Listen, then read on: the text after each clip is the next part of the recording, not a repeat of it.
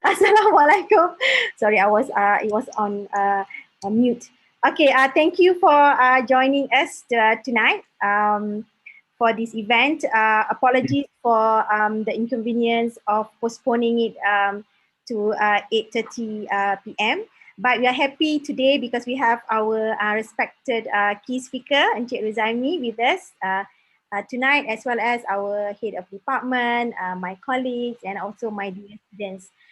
So I would like to give the floor to our moderator for tonight, which is Sister Dayano Kamarina, which is our student union's president. Okay. Okay. Hi and Assalamualaikum. I bid to all. Alhamdulillah, we have been given to this opportunity to gather here today virtually for this event. So before we move on, before we start, let's recite the Al-Fatiha. Al-Fatiha. Alhamdulillahi Rabbil Alameen Ar-Rahman Ar-Rahim Siratal Ladzina An'amta Alaihim. Okay. A very good evening, I bid to our honorable guest speaker today, Mr. Ruzaimi bin Muhammad. Thank you so much, Mr. Ruzaimi, for spending your time here with us today. Also, a very warm welcome. Thank you. Also, a very warm welcome, I bid to our beloved HOD of the English Department, Dr. Nur Nabila, and also to all our viewers on YouTube and also in the Zoom meetings. I hope that you are doing well. So, how are you, Mr. Ruzaimi? Okay, good. Semuanya, my place, my neighborhood is now considered red area because of COVID-19. A lot of cases in my area. So a bit worried due to that. Yeah. Other than that, I think fine. It's a very good reminder for us tonight that we have to stay safe and also stay at home and just like take care of our hygiene and do not go outside if there's no important thing to do. All right, so I am Dayang Nur Kamarina binti Datu Garcia, your moderator for today's talk. So before I move on, the floor would like to invite our HOD, Dr. Nabila, to give her opening remarks. Please welcome. Thank you, Miss Nina. Bismillahirrahmanirrahim. Assalamualaikum warahmatullahi wabarakatuh. Honorable guest speaker, Encik Ruzaimi bin Muhammad. Thank you. The Director of Center for Languages and Cultural Diplomacy, Institute of Diplomacy and Foreign Relations. Respective advisor, of the program, Dr. Rafida Saha, fellow KLM academic and administrative staff, distinguished guests, students, ladies and gentlemen, a very good evening to all of you.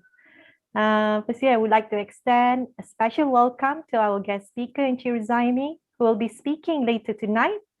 While we are excited, to have our audience from UIA here tonight, we would especially like to say welcome, to our audience from UITM, USIM, UNITA, UniKL, and from other esteemed institutions. Thank you for joining us. It is our pleasure, to welcome everyone to our event this evening. I would like to acknowledge the dedication and hard work of the organizer of tonight's event, Dr. Rafida, Dr. Amirul, Brother Akil, and their fellow students committee, without whom this event would not be possible. And on behalf of the Department of English and Kuliah of Languages and Management, we would like to extend our appreciation to Encik Ruzaimi, who will be speaking tonight on building a successful career in foreign affairs. So what language students should know. Such an interesting topic, especially for those who are interested to pursue a career in diplomacy. Thus, we hope that you will enjoy and benefit from tonight's event. Thank you. Assalamualaikum. Back to you, Ms. Nina. Thank you so much, Dr. Nabila. I hope you're doing well. Are you in Pago? I am in Mua. Oh, okay. Hope that you're doing well there. So, Alhamdulillah. inshallah. So before we move on to our talk today, I would like to share a little story. Can I, Mr. Zaimi? Yes, please. Okay. So I bet all of you were wondering, what will you do with this language degree of yours, right? So, and you might be curious about how to start working for the public service. When the world was COVID free, which was, I think, around 8 years ago, when I went to London, actually, and we had a great meal with some fellow Malaysians at the Malaysian embassy in Bayswater, UK, if I'm not mistaken. So, yeah, we had, if I'm not mistaken, we had beef rendang. In So, what year was that? I think it was 8 years ago, in 2014, Long time ago. 2015. Yeah, it was a long time ago. So I was only 16, and I have always wondered, how can a Malaysian work so far from Malaysia, yet they are still working for the Malaysian government? Now, bear in mind, I was only 16 now. It was a very, a mind age for me. And I did not know how these things work. Like, how can you work so far from Malaysia, but you're working for the government? So I think for today's talk, all the questions that I had in mind for all these years might be answered, inshallah. So of course, I did some readings. I hope I can. Inshallah. Yeah, I think you can because like from your experiences. So again, it is my great pleasure to introduce to the floor our guest speaker today. And he has vast experience and he has worked in several countries, right, Mr. Thank you for Zaimi? the nice word. So I will share a little bit about our guest speaker today. So Mr. Zaimi did his bachelor's degree majoring in English and mathematics at University Science Malaysia. In April 2000, he joined the public service as the administrative and diplomatic officer. So, okay, here's like the traveling part started lah. From February 2001 to October 2002, he was then appointed as the Assistant Secretary in the Administration Department for the Ministry of Foreign Affairs. Then he went to Suva, Fiji for 5 years and worked as the Second Secretary. Correction, 3 years, 8 months. Oh, 3 years and 8 Fiji, months. Yeah. Okay, 3 years and 8 months. And then from June 2006 to June 2010, Mr. Zaimi was appointed as the first secretary at the Embassy of Malaysia in Kyiv, Ukraine. Yes. So, and then in July, the same year, in July, then Mr. Zaimi returned to Malaysia and worked as the Principal Assistant Secretary in the Policy and Strategic Planning Department. Yeah. Okay, and then from July 2011 to March 2014, he was the director in the Coordination and Implementation Department of the Ministry of Foreign Affairs. So in 2014, he then worked in Yangon, Myanmar, as the counselor at the Embassy of Malaysia. From June 2015 to January 2016, he worked as the Undersecretary at the Multilateral Economics and Environment Division, MEED, Department of Multilateral Affairs, Ministry of Foreign Affairs. And after that, he was appointed as the Ministerial Counselor of the Malaysian Embassy in Phnom Penh. After almost 4 years, right, Mr. Zaimi, in Phnom Penh? 3 years and a half. Yeah. 3 years, 5 months. 3 years and 5 months? To be exact. Yeah. Okay. So after 3 years and 5 months, so he is now currently the director of the Center for Languages and Cultural Diplomacy, Institute Diplomacy and Foreign Relations, IDFR. Yes. And I think from that long working experience, you have a lot to share with us here tonight. So without further ado, ladies and gentlemen, please welcome Mr. Zaimi. Okay, thank you for the nice introduction. So Assalamualaikum warahmatullahi wabarakatuh to everyone, to all the heads of the department, Dr. Rafida, Mirul, everyone. When you are facing a computer screen, you cannot imagine who are in front of you. What I can see on my screen, Dr. Rapidah, Amirul, Dr. Nur Abdullah. Your name is. I just see the name Nur Abdullah. So, and then Ainul Zahira, and then Dayang, our MC. I hope. Oh yeah, all the students from UNITA, UNIKL, UITM, UNIKL. I hope correct. Just now, UNIKL, UNITA, USIM, and also especially the students from IIUM lah, IIUM. All right. Well, thank you for inviting me for giving or sharing my experience and relevant knowledge with you all for the years that I have spent as government officers in the scheme in Malaysian government or Malaysian government. The scheme for this career is Pegawai Tadbir dan Diplomatik, PTD, in the short form for Malay, PTD, Pegawai Tadbir dan Diplomatik. So the officers who are in this scheme can be posted in all ministries. And for diplomats, for those who wish to become diplomats, they will be sent to Wisma Putra or Kementerian Luar Negeri. I hope everyone, I think everyone pernah dengar Wisma Putra. So Wisma Putra is nama orang kata nama timangan lah untuk Kementerian Luar Negeri. Actually, Wisma Putra itu adalah sebenarnya pejabat kerajaan yang pejabat Kementerian Luar Negeri yang pertama semasa dia beroperasi di Kuala Lumpur. Nama dia tu ada Putra. Wisma Putra tu bermaksud apa? Tunku Abdul Rahman Putra Al-Haj. He was the first foreign minister after our country got our independence. Yeah, so that's how nama Wisma Putra came about. It was the complex or the ministry building. After the ministry moved to Putrajaya, the complex is now become the training institute, where my office is, in Kuala Lumpur.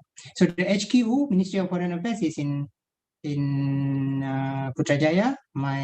The training arm or the training institute is in Kuala Lumpur. All right. Lari-lari lah sikit, tak apa sebab I hope tak apa, because this one this session, I think I will talk more about my experience. So, and then kalau lah ada siapa-siapa yang nak bertanya, maybe kalau saya tengok dekat chat punya kolom ni, kalau ada nanti saya cuba jawab. Sebab saya lebih suka interaktif. Bila sesi macam ni, dia jadi sesi one way je. That means I'm the only one talking. I cannot see you all, the audience, whether you all senyum ke, masam ke, ataupun tak tahulah. Kalau we are having the session face to face, I can see your body language. All right, we'll try our best. Okay, I continue. All right, the languages that Malaysian diplomats. I focus on Malaysian diplomats. So diplomats can be diplomats of any country, but because we are here in Malaysia and the students are all Malaysians, I believe all Malaysians kan.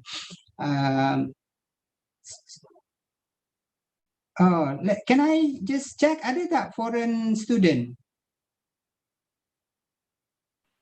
I think so far, I don't think we do, because according to the name list, all Malay names. Or Malaysian, but then but then we can have it in bilingual if it's okay. Okay lah, alright lah. I mean, kalau ada international, then I will use less Malay, because my speech can mix Malay and English. Alright, so if all Malaysian, okay lah.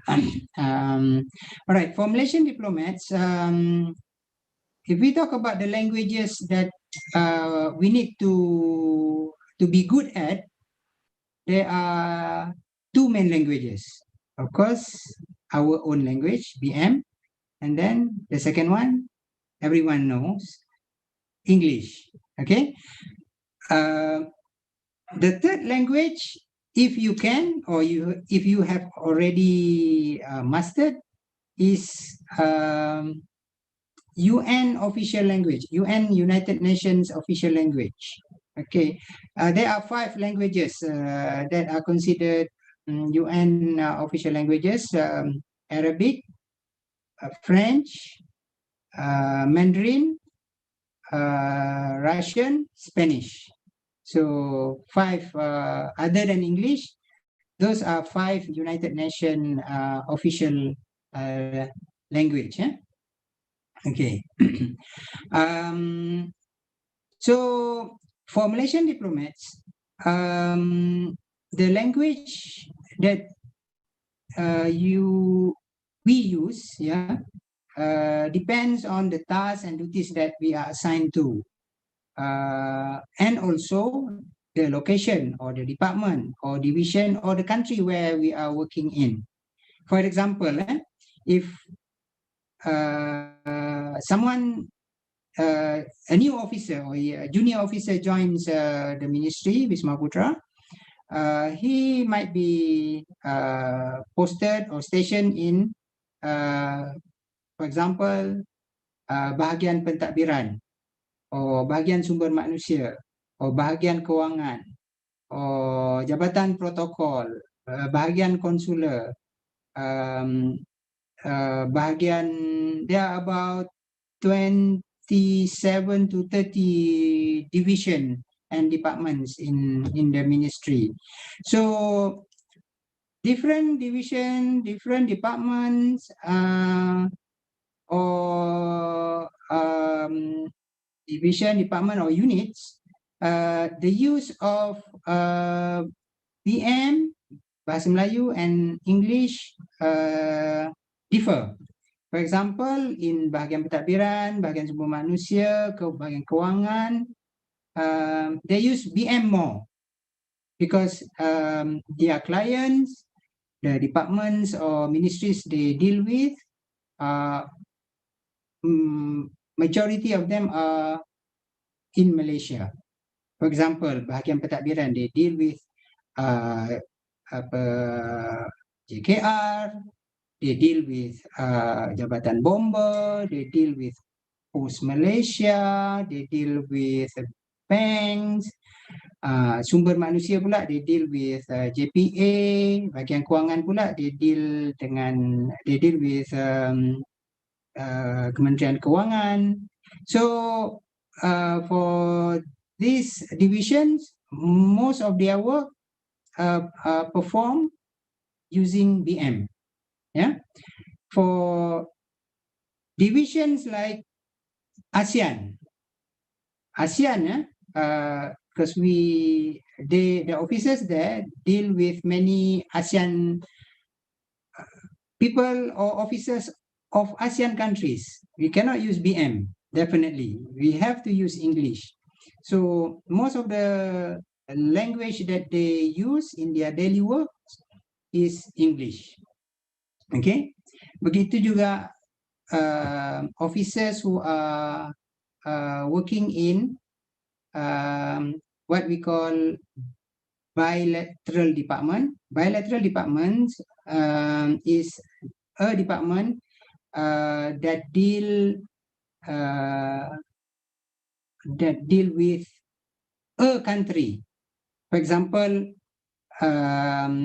in multilateral bilateral department ni, there are about 5 to 7 divisions.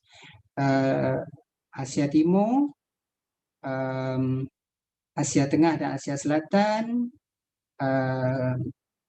Cambodia, Laos, Myanmar, and Oceania, Asia Barat, Americas, Europe, Africa, about 8 divisions. So this division, because there are so many countries in the world, about 190 countries in the world. So this bilateral department has to be divided into certain division according to the geographical location of the countries. So we deal with each country, macam Asia Timur, Malaysia, Japan, Malaysia, China, Malaysia, Mongolia, Malaysia, Korea, Malaysia, Taiwan. So maknanya the deal, the communication is between Malaysia and the country. Okay, another division is multilateral department. Multilateral department, the word multi represent or indicate that the work is dealing with multiple countries. For example, issue of environment. Okay, so for the officers who deal with environmental issues, they have to deal with all countries, especially the nearest, our immediate neighbors lah, macam Indonesia, Singapore, Thailand. One example lah, issue Jerebu, issue Jerebu, which originates from Sumatra, when the wind from that region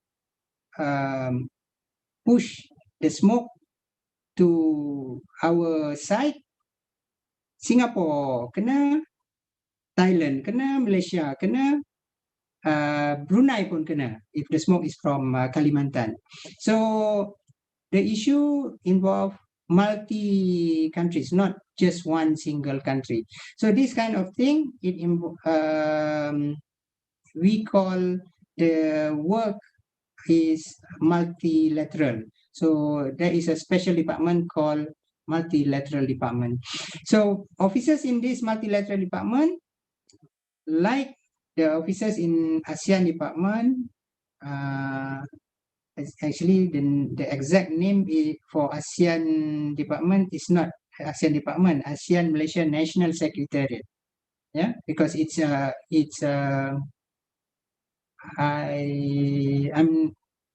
because it was decided by the management before to not by the management but ASEAN countries that a department in every ASEAN countries is called secretariat, not department. So for ASEAN Malaysia National Secretariat, bilateral department, multilateral department, the officers are using English most of the time, but still they at certain times they use BM, because, for example, back to issue environmental issue, the officers have to deal with Kementerian Alam Sekitar. So when they deal with the officers in Kementerian Alam Sekitar, so they use BM. So For officers in the Ministry of Foreign Affairs, they have to master these two languages, two main languages, our own BM and English. All right, that is in the country. If outside of the country, when the officers work in the embassies overseas,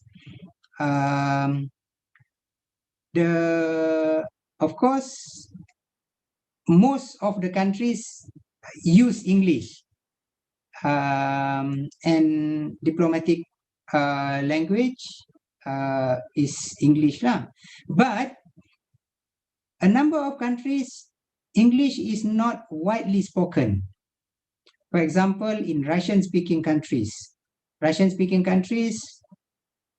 Russia, Ukraine, Kazakhstan, Tajikistan, Uzbekistan,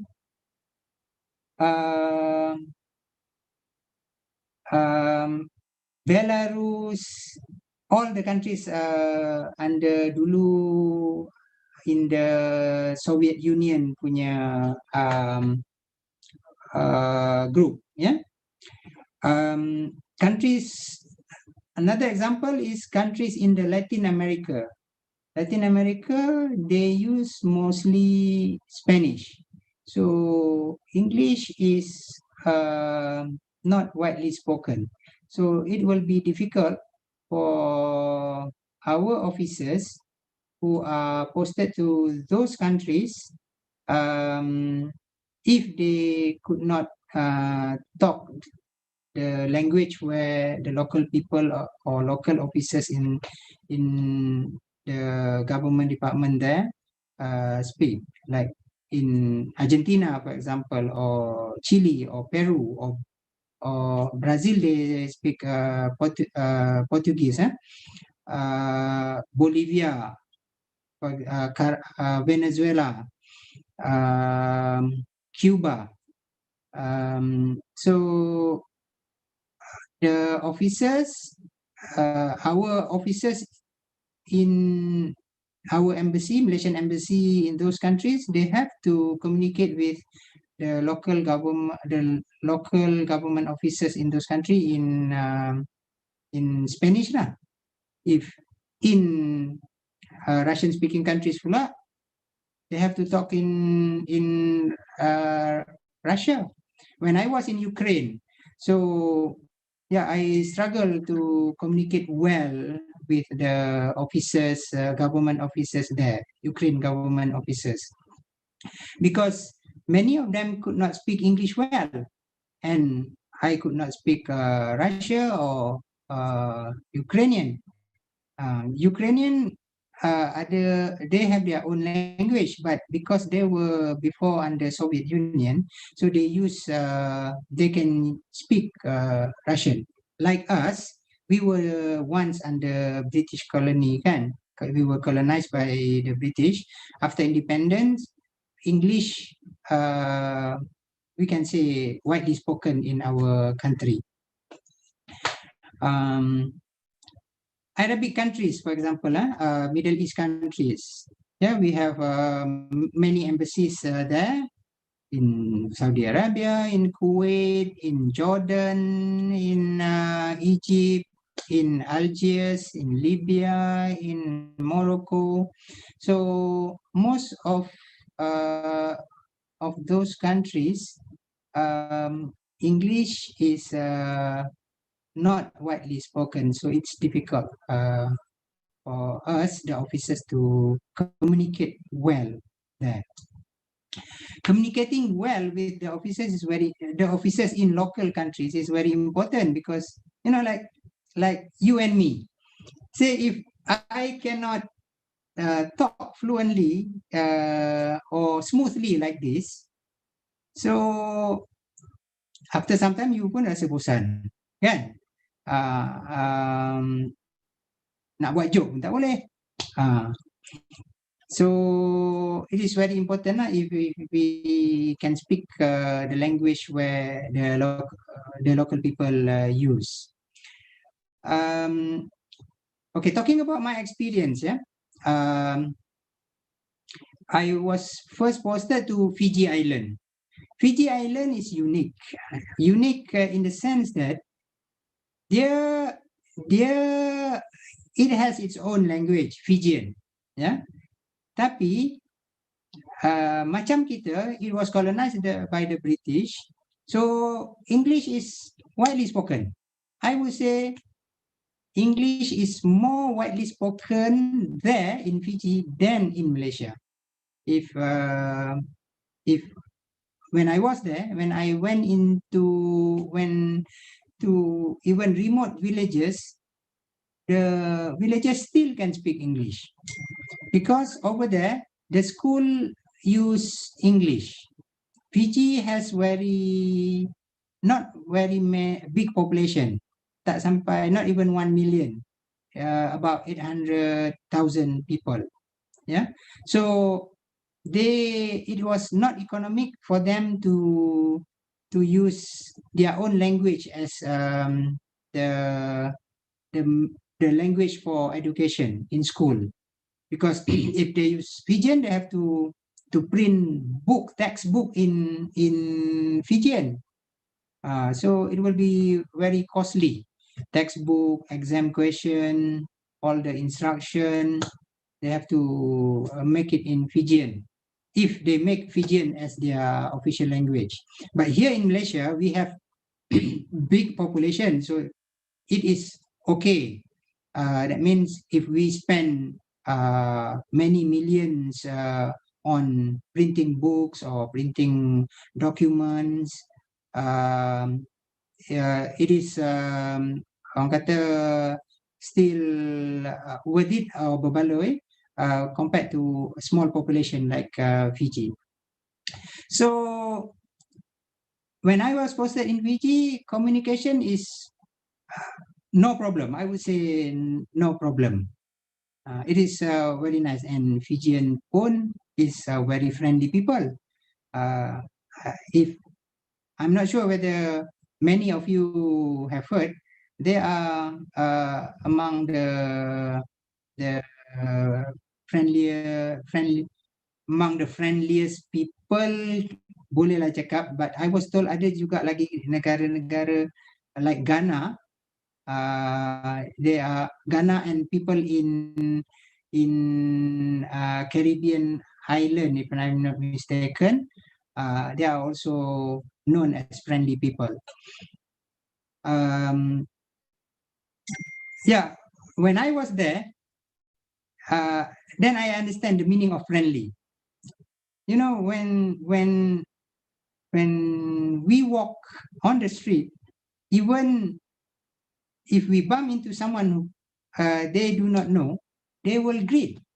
For example, yeah, like if I walk one Sunday morning on the street in town, if I come across another person in front of me, the person will say, "Hello, good morning, Bula. You feel very much welcome." So then I learned, good lah, this country. Where in Malaysia we don't.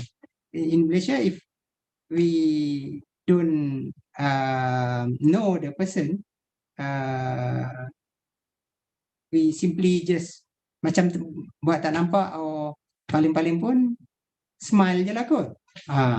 But in Fiji, so they do greet even though they do not know. And I was told, not only Fiji, the South Pacific Island countries, they are friendly people. South Pacific Island countries are Fiji, Samoa, Tonga, and then even smaller countries, Tuvalu, if you have heard, it has only about 11,000 population. Nauru, it has about the same, 10,000 to 11,000 population. Kiribati, tapi sebut sebenar ada correct pronunciation is Kiribati.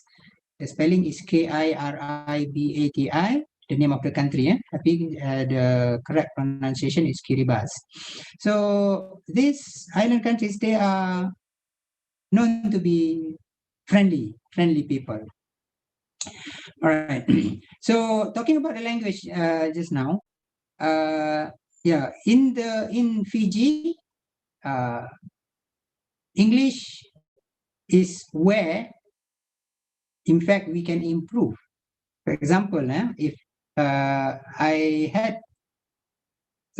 one officer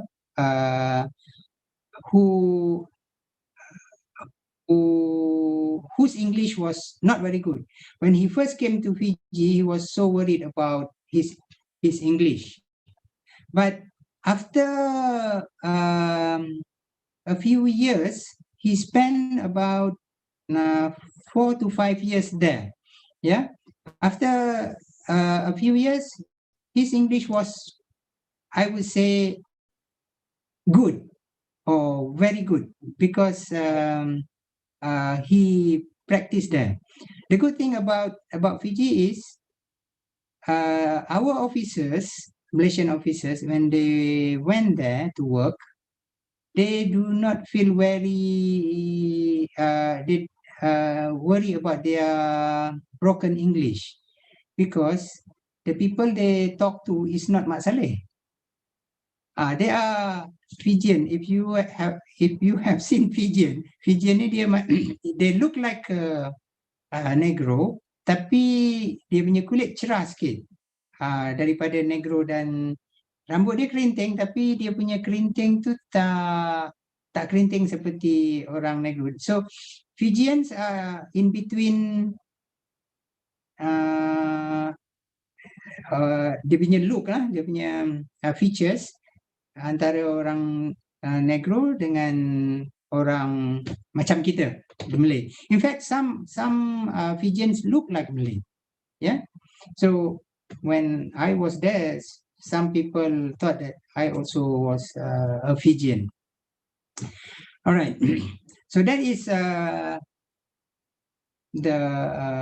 my experience in Fiji.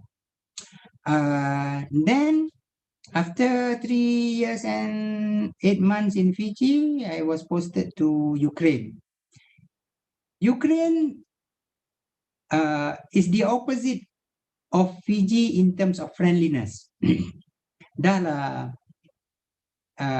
mereka tak cakap bahasa Inggeris. I mean, English is not widely spoken there in Ukraine, and they are not friendly people. So even the contrast is, even if you greet them, they don't answer, they don't reply. Yeah. For example, if you smile at them, they just like ignore je. It makes you very, very annoying, very sad, very depressed, you know. And then it's not only to certain people of certain region, macam not only to Asian, to everyone, to even for people from Europe, because I met a German diplomat there. He also complained about it. He said they just don't bother to make friend, macam tu. Yeah. He said he lives in an apartment, this German diplomat, he lives in an apartment where there is a bakery on the ground floor. He said after about 8 months living there, and almost every day he bought the bread or buns from the bakery, then the staff in the shop, in the bakery, become friendly with him. That shows how unfriendly the people in Ukraine. Yeah, especially if we don't speak their language. Kan? So in a country like Ukraine, even English proficiency would not have very much. Yeah, a diplomat has to talk either Russian.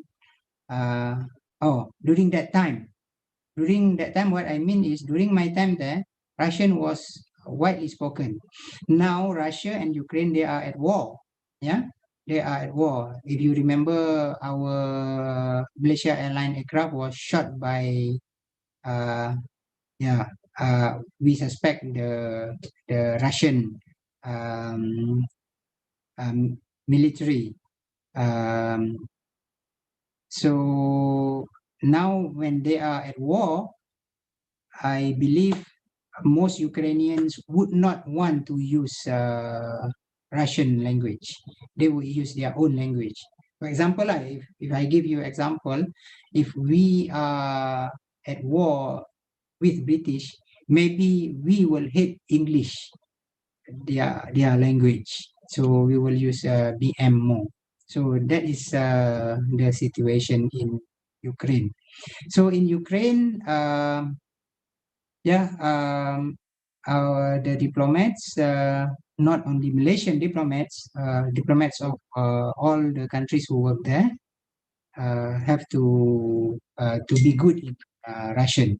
Russian is one of the official language, like I said, UN official language, like I said just now.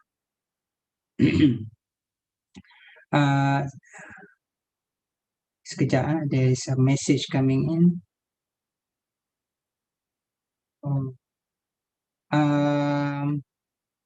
Okay. Right. Boleh tak? I rasa macam tak kena pula I talk and then I do not know your reaction. Okay, boleh ke I give you? We are getting input from you. Yeah. But betul Mr. Zaimi, yeah. I do have a question like now. Okay, good. I don't. In fact, I welcome question right now because bila I bercakap seorang je rasa macam I'm talking to a wall, macam tu lah lebih kurang. But even like though I know you are there. Get a lot of input lah from your story tadi. So I was actually intrigued by one of your statement. You said that the different, totally opposite, friendly and not friendly people in UK. Yes. So how did you manage? And were you there with your family or were you there alone? So I wanted to ask that question dari tadi lagi when you went from one place to another. Were you alone or were you with your family? Okay, I was with my family during that time. Only my wife lah. I had no kid yet.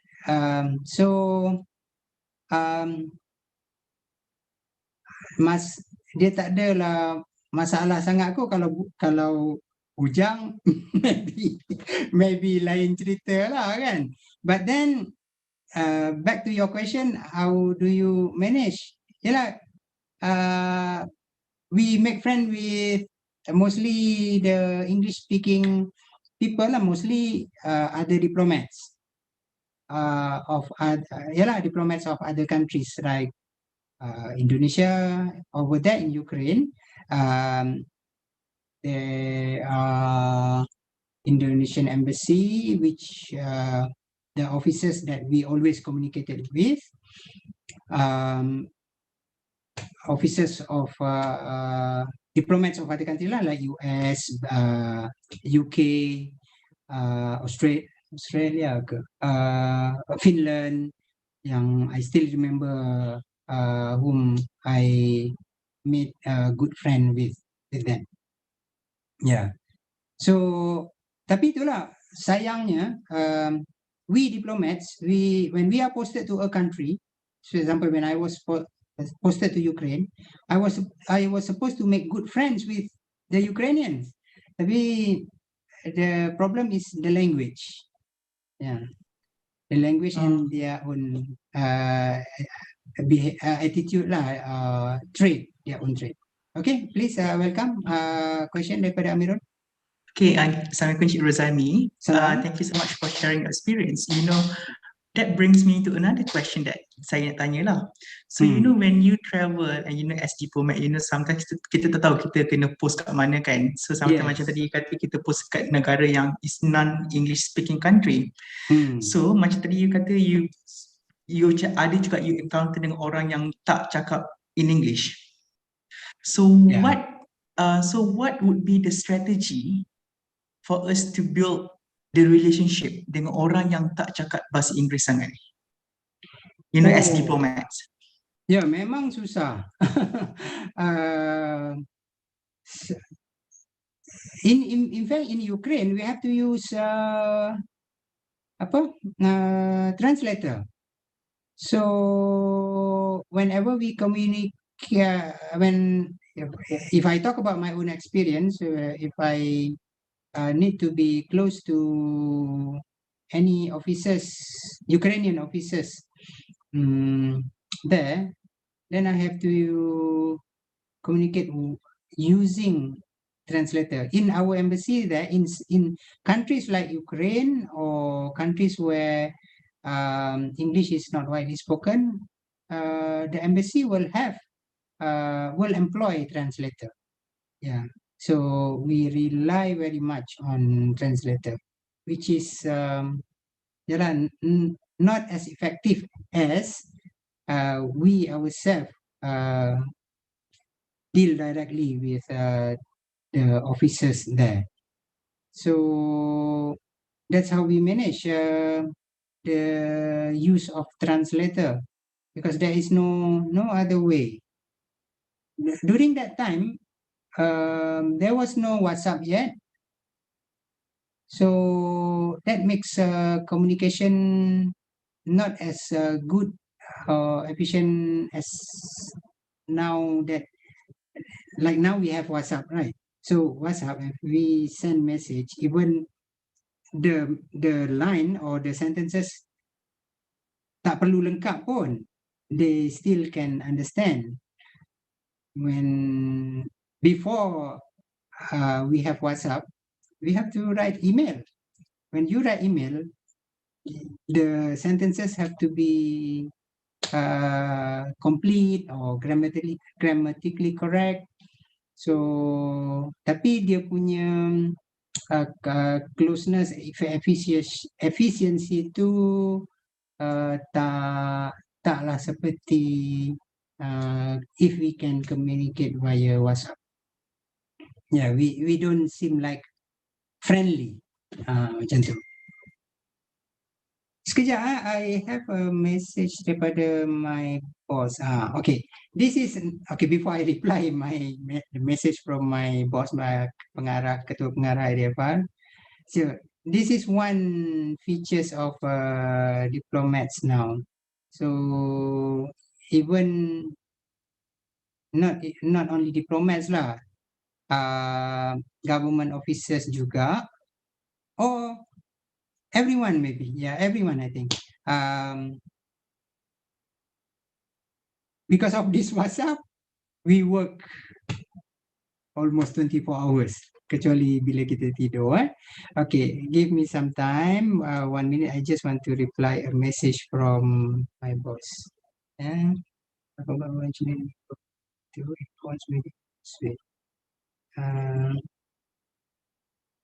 Sekejap ya. Meanwhile, you boleh post question on the chat column tu.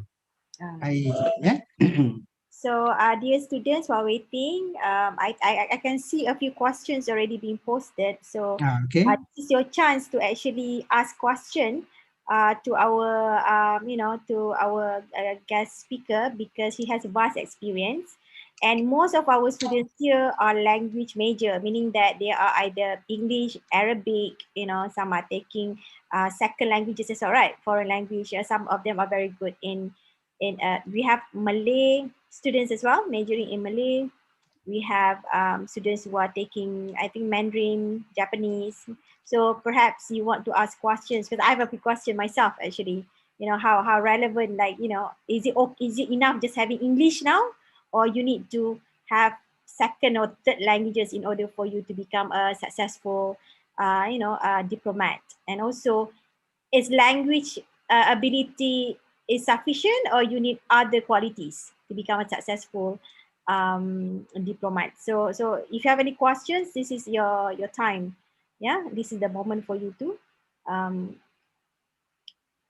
express them. Yeah.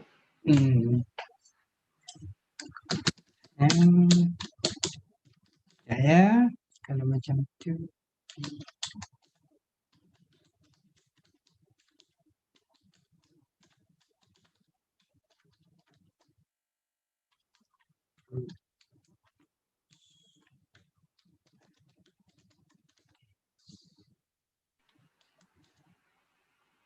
Maybe after this somebody can ask questions about how to become how to score in PTD exam.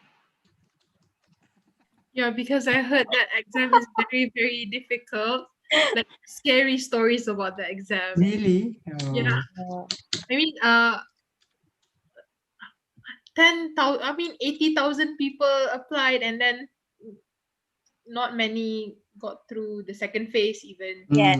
Yeah. What are they looking for actually? Is degree is enough, or do you need to have a master's in diplomacy to top up, to in addition of your language degree, perhaps? Those are the things that we are wondering actually. Macam mana again? For example, like nowadays, from your own experience, for us, like for our students to be selected, if they want to continue being diplomats, to be successful, to be selected, what other qualities they are needed for them? Like, is it enough? Language degree, is it enough? Oh. Like what else? Yeah, good. Yeah, diplomats ni they are generalists. Diplomats are generalists, so they have to know a bit about law, a bit about culture, a bit about not a bit, know about economy, environment, politics, of course.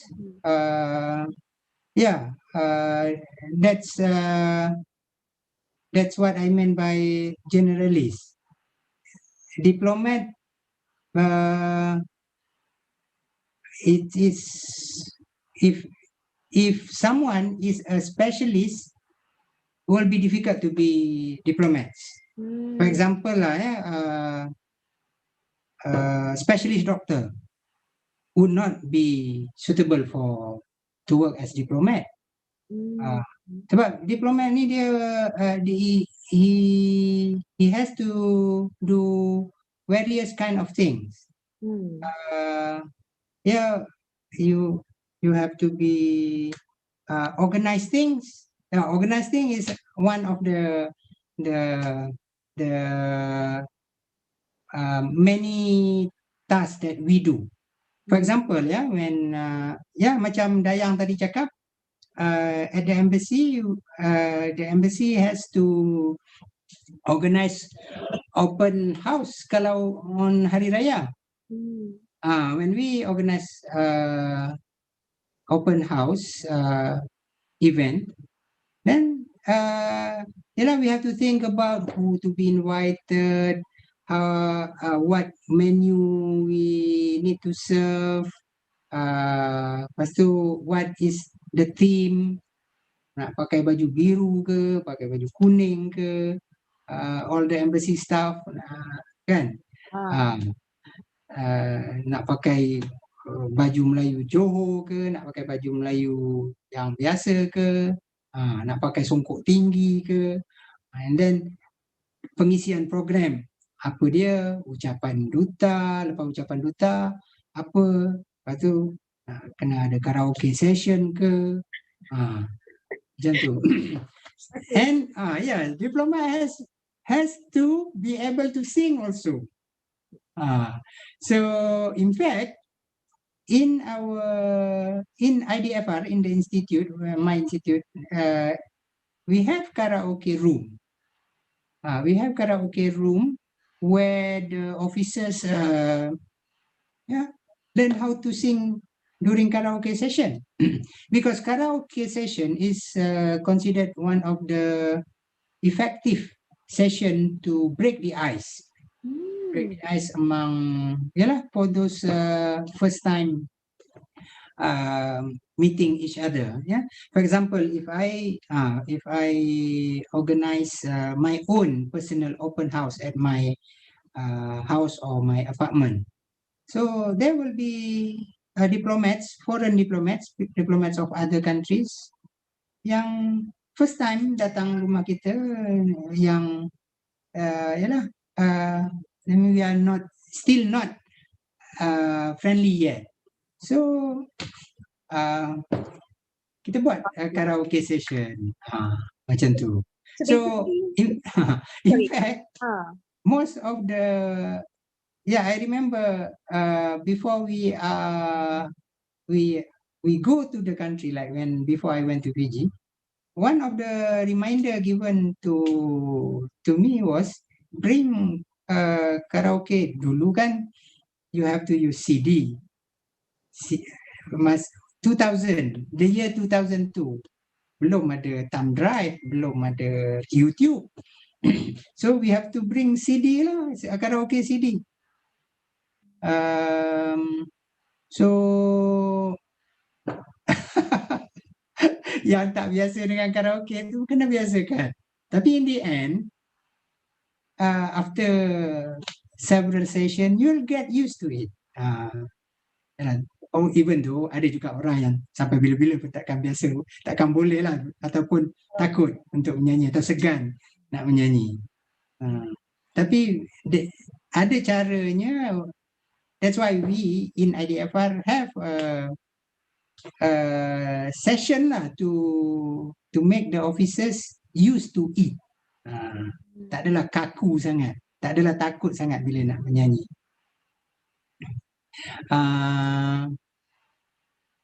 Why did I come to karaoke tadi? Your question qualities, tadi, you're looking at qualities. Qualities. Itulah tadi saya kata diplomats are generalists. That's why if you know that diplomats in every country lah, not only Malaysian diplomats, diplomats of other countries, dia punya degree can be of any specification. For example, I myself, my degree is in education, English and majoring in English and mathematics kan. Ada yang law, ada yang engineering, ada yang communication, ada yang my friend international relation, of course, ada yang business. So pelbagai. Tapi mostly lah, because of the suitability of the subject they study, many of the diplomats are from international relation punya degree. International relation, international business. Tapi degree of any major would be okay. Cumanya English is very important because before they if they apply to join Wisma Putra, they have to be interviewed, and the interview will be in English. So if I'm not mistaken, there will be 3 interviews. 3 interviews. First interview to join PTD, which part of the interview is in English. So for example, first part in BM, and then the second part of the interview will be in English. And then after the applicant is successful in the application, they will go to the training in Intan, Institut Tadbiran Awam Negara. After the course in Intan, if they want to join Wisma Putra, there will be an interview check their proficiency, their real interest to work in Wisma Putra. The one is in English, of course, 100%. And then after they join Wisma Putra, ada lagi. And then to check which department or division they are suitable to be posted to. So about 3 interviews, in English. So that's why English is very important lah. So I think for those of you who are in IIU yang who take English, I believe it's not a big problem lah. Yeah, I think it's a plus point, especially for KLM, because our degree is in languages and also in management. So for me personally, I am majoring in English for international communication. So the word international, I think can benefit for those who wants to do foreign affairs lah. So a plus point for us. Alhamdulillah lah, I would say. Mr. Zaimi, we have a few questions, not a few, but we have a lot of questions coming from I don't mind. Zoom and also YouTube actually. So one of the question is it's about the duration. So from Nur Hazira from YouTube. So how long is your service as a diplomat in foreign countries? So can you choose the country, and can you like decide on how long you want to stay in that particular country? Okay. There are 2 questions in that one question. One is whether you can choose, and then whether you can choose how long you want to be in the country where you work. Actually, the answer is no, because the ministry has the management of the ministry has their own planning. Yeah, because normally after certain number of years, you will move to the higher rank. So, for example, when I was posted to Fiji, my position there was second secretary. So after certain years, if nak naik pangkat, to move to higher position, you cannot be there because Fiji is a small country. So the scope of work is not as many, or the role is not as big as the post in a bigger country. So after certain years, we have to move. Itu logic. Everyone will understand. So to stay in a country for too long, it's not the way how we work lah. Yeah. In terms of progression, I see. Yes. For our own future development in our career. Yeah. Okay. And then after reading the questions, right, I see a lot of students asking about conflicts related questions, like how do you deal with conflicts? Have you ever dealt with like huge or major conflicts that might, put maybe not you personally, but the people around the embassy lah, that might put a state at stake? For instance, like itulah pergaduhan antara recently the North Korea punya case, I would say. So how do the diplomats actually encounter these kind of situations when you face some major conflicts? Yeah, that's a good question. Another feature of diplomats' work,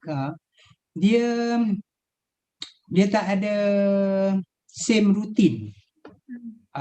For example, like what you said just now, the conflict in for that our officers face in North Korea is different from the conflict in other country. Dia takkan sama. Different country will be different. So diplomats they are given guide only. Guide, and then from the guide given to them, they have to figure out how to solve the problem. Yeah. So taklah macam mathematics, yeah, because I study mathematics kan. Kalau macam to solve a solution on geometry, you have to use that formula. You use other formula, cannot. But for diplomats, you are given a guide, general guide. Then pandai-pandai sendirilah you find the solution. Okay, macam di North Korea, issue dia, they kick the term we use, kick lah kan, layman term. They kick the government of North Korea kick our officers out. Yeah. So kita pun take the same action. We ask their North Korean diplomats here in Kuala Lumpur to leave. Dia tak berlaku dengan negara lain. Satu lagi konflik, kebanyakan konflik ni melibatkan ni lah, apa ni, life threatening conflict. Contohnya Libya. Di Libya, last time we used to have an embassy in Tripoli, the capital. But because of the war, the internal war among the factions there, we had to leave. I mean, so no more, the embassy there is not operational. Same also in Baghdad, Iraq. Yeah. So because of the security, the very insecure or dangerous situation, we have to weaken the embassy. Yeah.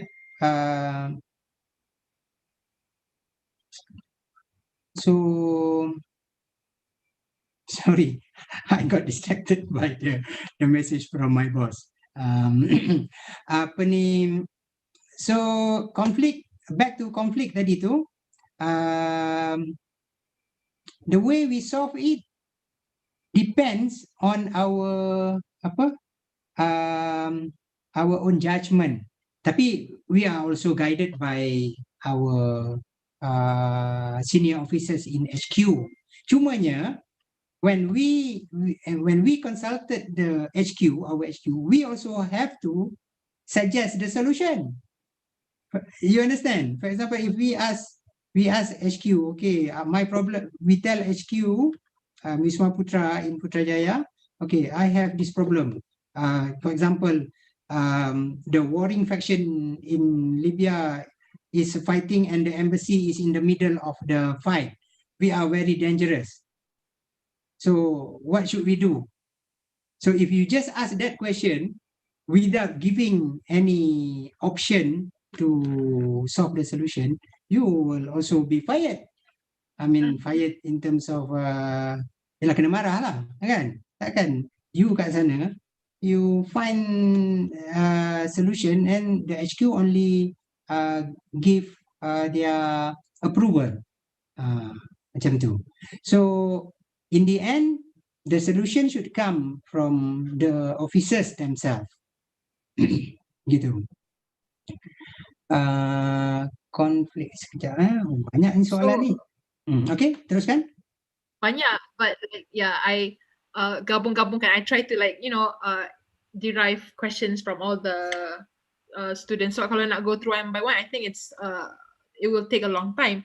So and I can see from the floor we have so many questions yang tanya pasal skills, pasal what are the extra qualifications needed, what is the plus point, what is the added value that we need to have as students.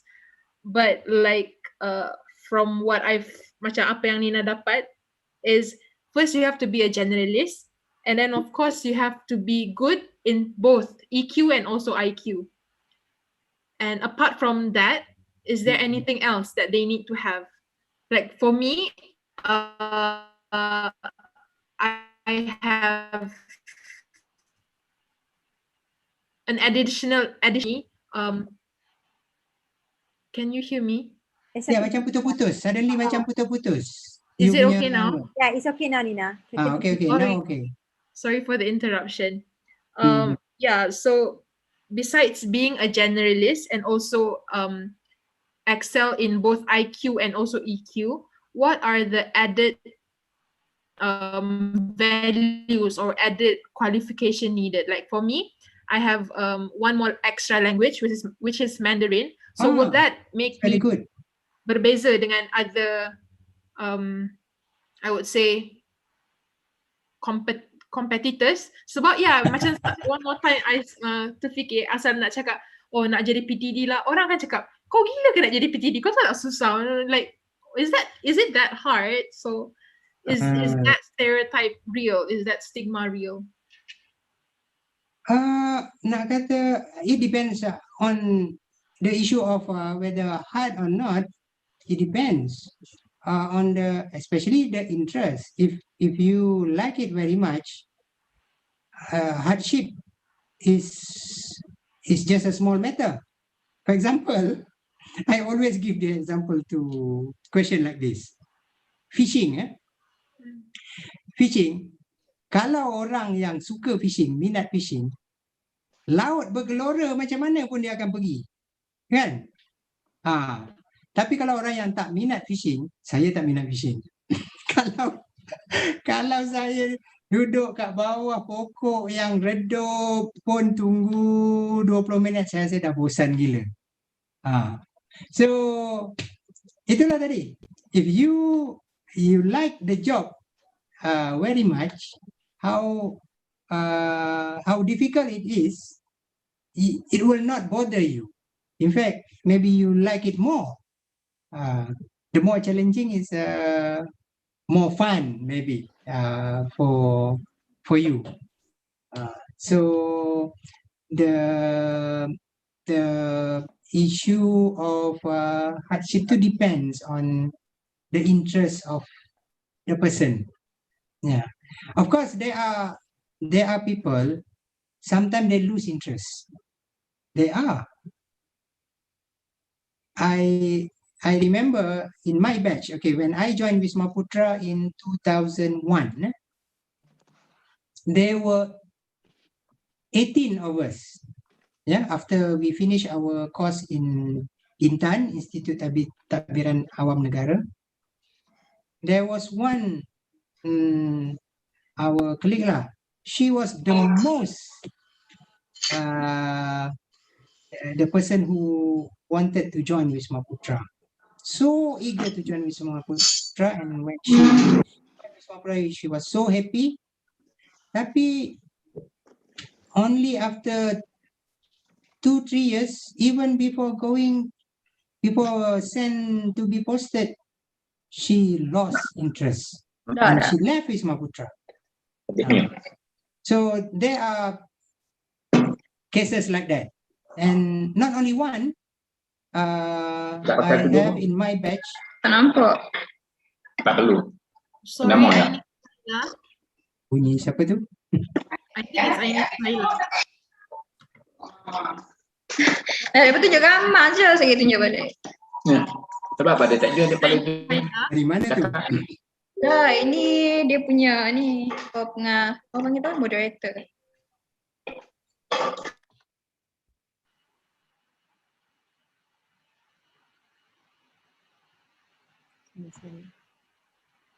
Okay, Mr. Zaimi, I think you can unmute yourself.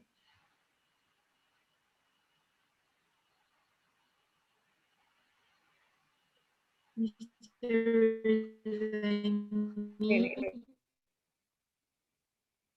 I think you should unmute yourself. You can click the unmute button lah, because the host muted us all. Okay. Can you hear me now? Okay. Alright, Yes. Okay. So tadi I cakap there are people who lose interest. So those people maybe the hardship that you heard from are from the people who lost interest. Yeah, I understand. Sometimes kebetulan. For example, yang I give example officers yang join Wisma Putra, memang dia really wanted to join Wisma Putra to be diplomats, tapi after went for posting, lost interest. Okay, this officer went to France, Paris kan, very nice place lah, nice city, ya. Tapi bila di sana,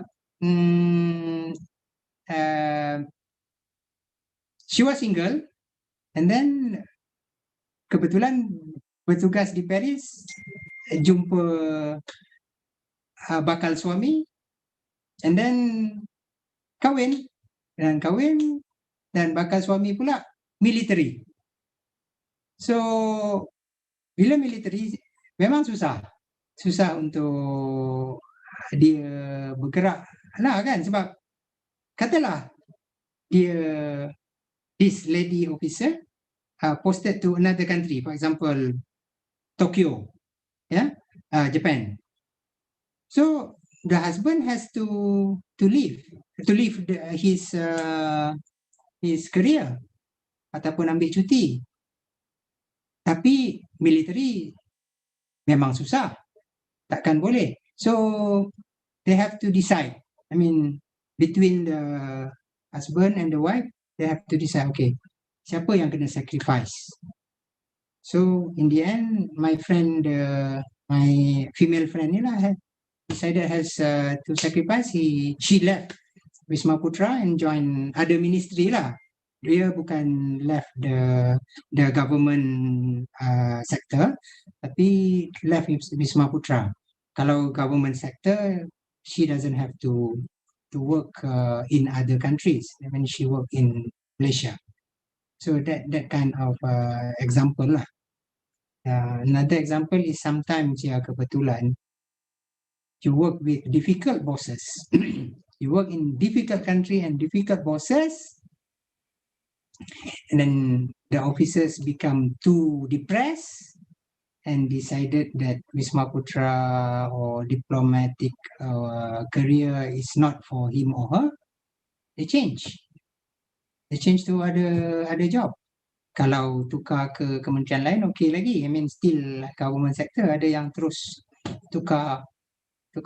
Ada yang jadi lecturer pun. Yeah.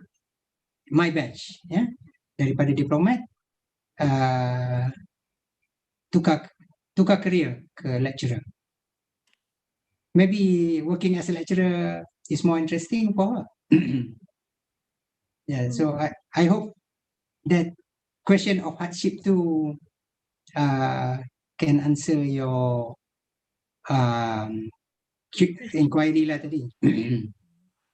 Encik Ruzani, I have question for my again, Yeah. Okay, they are asking what are certain of the challenges that you face, kan, especially when dealing with foreign cultures. Okay, cabaran yang Encik Ruzani hadapi when dealing with foreign cultures for the first time, and then if you, like for example, having considered all the challenges that you've gone through, what are the things that you might tell new diplomats that what they need to know now? Like for example, like if you can tell your younger self, what would you tell yourself? Like for example, like, you know, if you want to go into diplomatic career, you need to have these before you go in.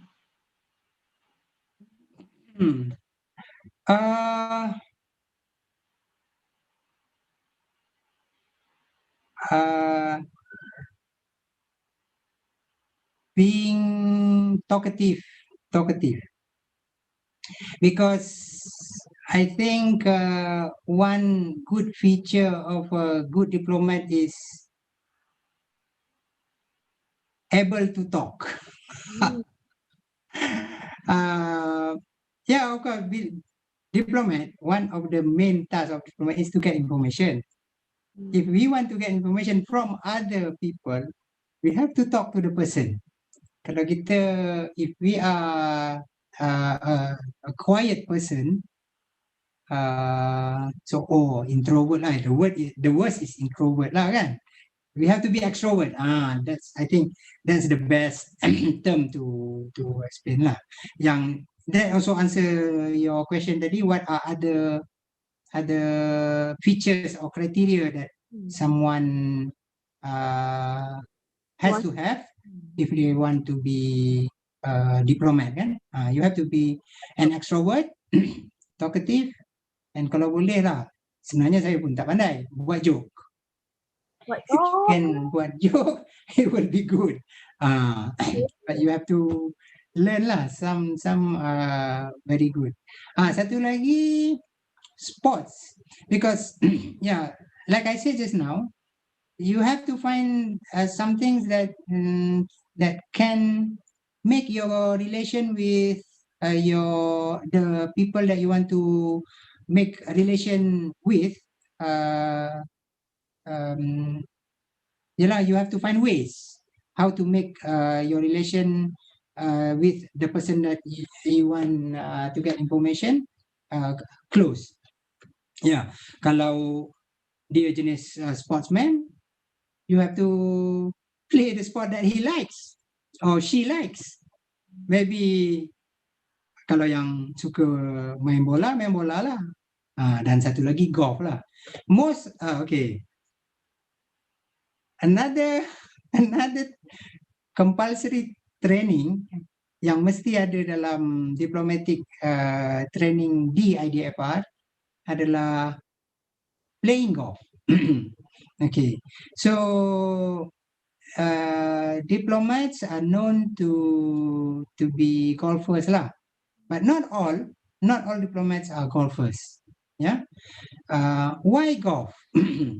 Okay, golf is known to be one of the game that helps the relationship to forge fast and easy.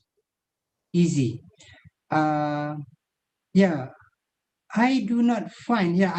I played bowling. I played badminton.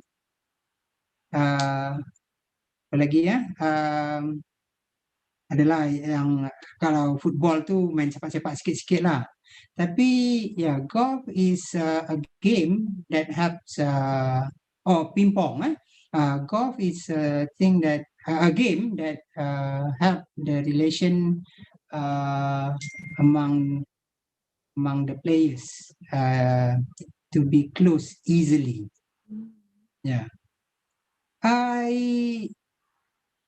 I do not know. Not that I do not know. I think because golf ni, if you play, you will be with the person 4 hours at least. So that's why I think that makes that helps in forging a good relation between someone yang kita belum pernah kenal. For example, if I and Amirul, we never meet each other.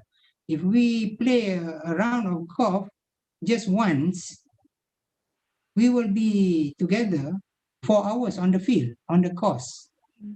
So we will talk a lot of things. That is like more than break the ice already. So we will be closer with after that game. So that answer your question tadi about apa? Extra qualities. Extra qualities. Extra qualities. So you have to be talkative. You can sing. You can play certain game, especially golf. You can make jokes. Or maybe if you can cook. One more thing in the IDFR diplomatic training is cooking. There will be session for you to cook, to learn how to cook.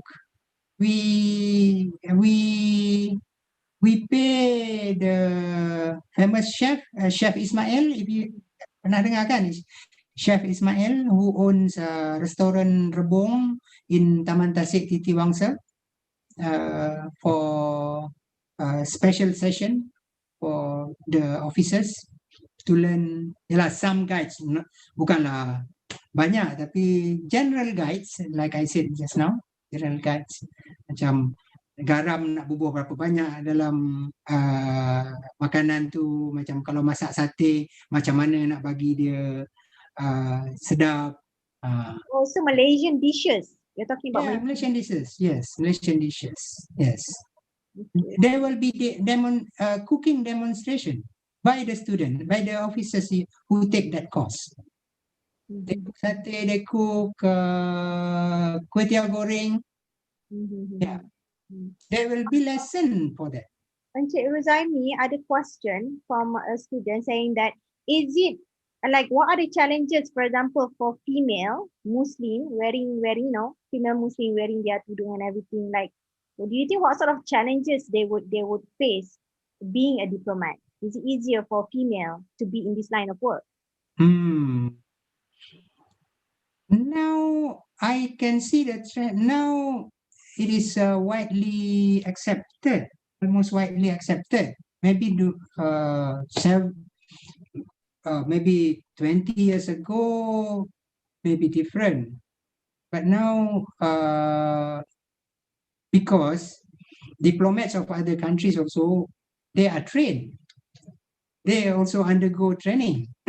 So in their training, in fact, we invite them, diplomats of other countries, to come to IDFR for us to give the training. So we give them the exposure about all this, like we call cultural diplomacy. Cultural diplomacy. So how we have to understand the culture of other people to make our relation better. Yeah. For example, macam Malaysian kan, men and women mana boleh, biasanya tak bolehlah bersalam. Tapi kalau even Fiji, when I was in Fiji, perempuan dengan lelaki first time jumpa, dia bukan setakat bersalam, they touch pipi, kan, macam tu. So when I was in Ukraine pun macam tu.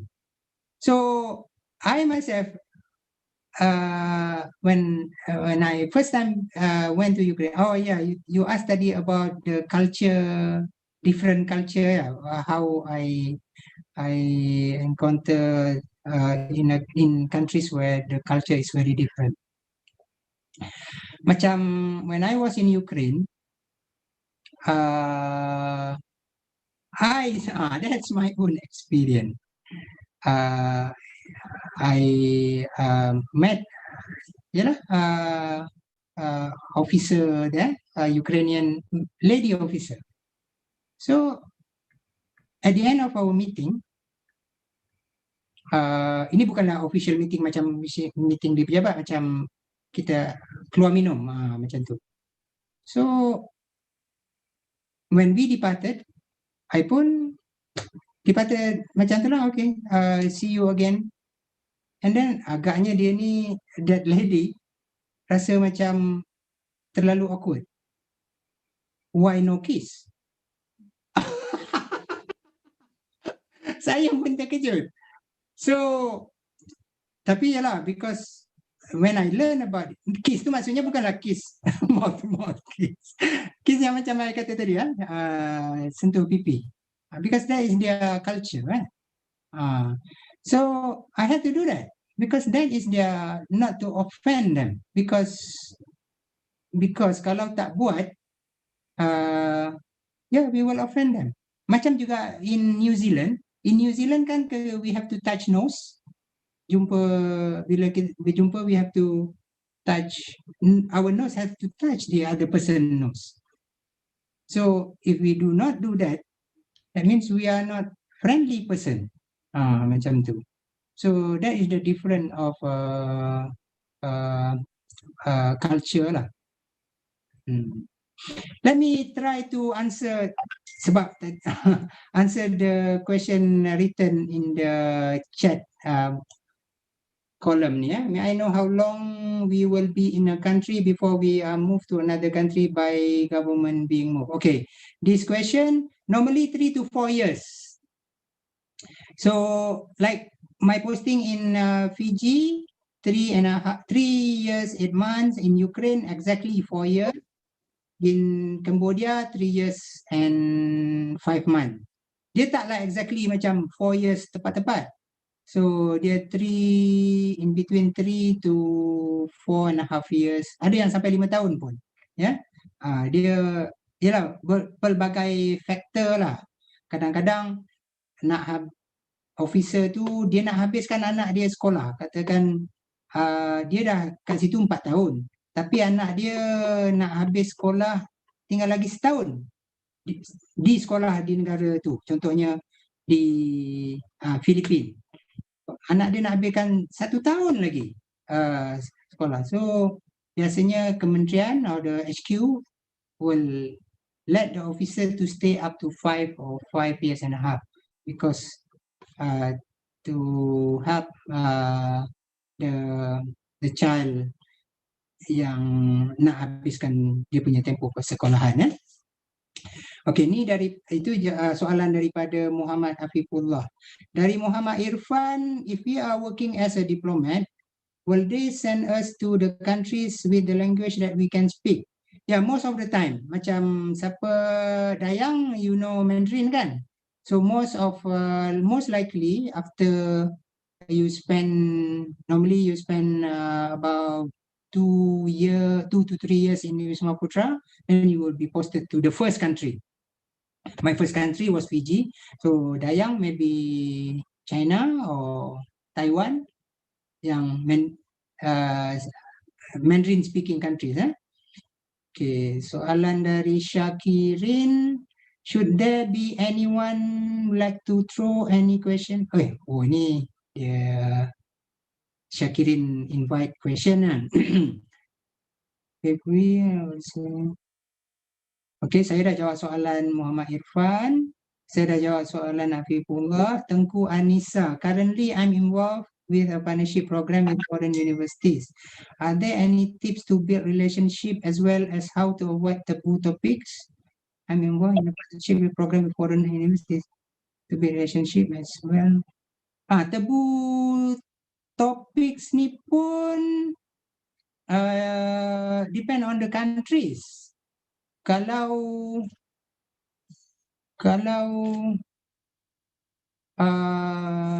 saya bagi contoh lah ya.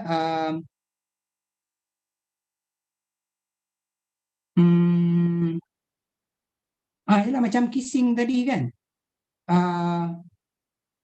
Some because macam tadi the example I gave just now, kissing.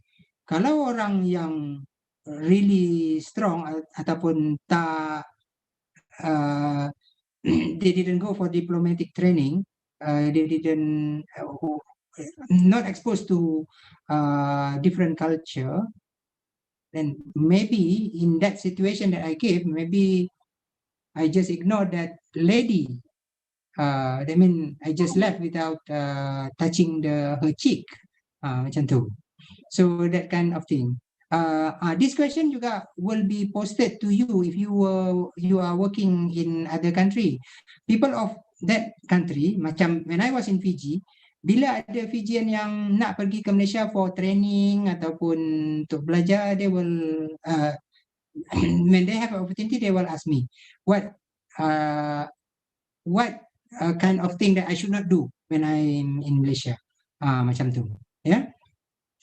So taboo topik ni can also easily check in internet sebenarnya. Kat Google you cari je what country, what are taboos in that country. Macam going to Cambodia, okay, what are things that you should not do in Cambodia. Macam in Malaysia, masuk rumah kena, you have to take off shoes when you enter the house of your the house that you visit. Okay, so you can check in the internet juga ya. What are the ni dari Nurul Hamizatul, what are the difference between diplomat, PTD, duta besar or duta khas? Diplomat ni general. Dia officers who work in the embassy. Yeah. Okay, embassy or high commission or consular office, consul general office. Okay.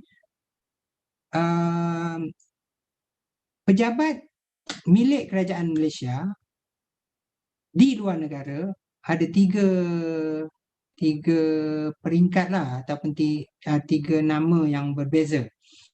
Kedutaan, Suruhanjaya Tinggi, Konsul Jeneral dan konsul. Dia begini di negara yang besar macam Australia. Kan Australia besar kan? Australia is a huge country. The capital is in Canberra. So our embassy there is based in Canberra. Okay. And the embassy there is called High Commission, Suruhanjaya Tinggi. Suruhanjaya Tinggi Malaysia di Canberra.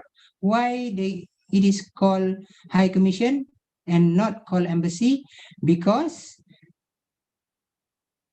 Australia adalah former British colony. Hanya bekas jajahan British, macam kita.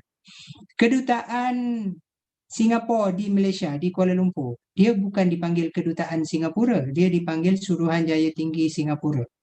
Brunei, dia bukannya dipanggil Kedutaan Brunei di Kuala Lumpur, tapi dipanggil Suruhanjaya Tinggi Brunei di Kuala Lumpur. Sebab apa dipanggil Suruhanjaya atau High Commission? Because all these countries, all British, former British colony, dia punya embassy, kedutaannya dinamakan Suruhanjaya Tinggi. Okey, untuk negara yang bukan bawah jajahan British, kita gunakan kedutaan. Macam di China, di Jepun kita panggil kedutaan, di Cambodia, di Thailand kita panggil kedutaan, di Indonesia kita panggil kedutaan. Tadi apa beza diplomat? Diplomat general. Jadi semua pegawai kerajaan Malaysia yang bertugas di kedutaan dipanggil diplomat. Okey.